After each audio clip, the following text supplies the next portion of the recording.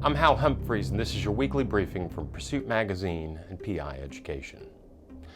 This week, Thursday, we're going to be hosting our monthly webinar, and I'm thrilled to say we have Kelly Paxton, PDX investigator, joining us on Thursday to talk about leadership and also her book about pink-collar crime. Join us on Thursday for the webinar. Details are below and at the end of this video. Tip of the week for private investigators: if you do surveillance, there's one little trick that makes your life really easy, and that is put on a uniform of any variety.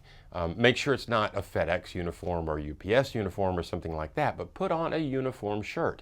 You disappear into the crowd. It can even be, well, for instance, Humphreys Farms. It doesn't really matter. When people have on a uniform shirt that has a business name on it, maybe even the name Jerry or Bill or Steve on the right above the pocket, you disappear. People don't see you. Just a quick tip for surveillance operatives out there doing the work of private investigations.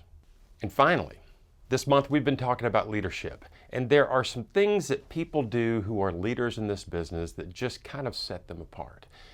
One thing I've talked about with several investigators across the country is naming your private investigations company. I know a lot of people want to name it Hal Humphreys Investigations or whatever their name is, Investigations, and that's okay.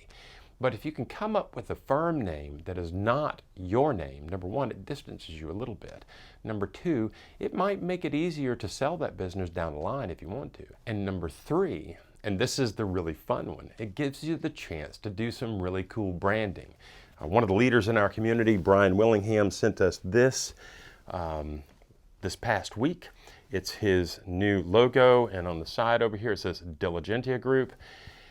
If you have branding and you have a name that is not necessarily your own name tied to the business, it opens up some possibilities. So, a leadership tip: brand your company something other than your own name, and then develop some swag around that you can hand out to people.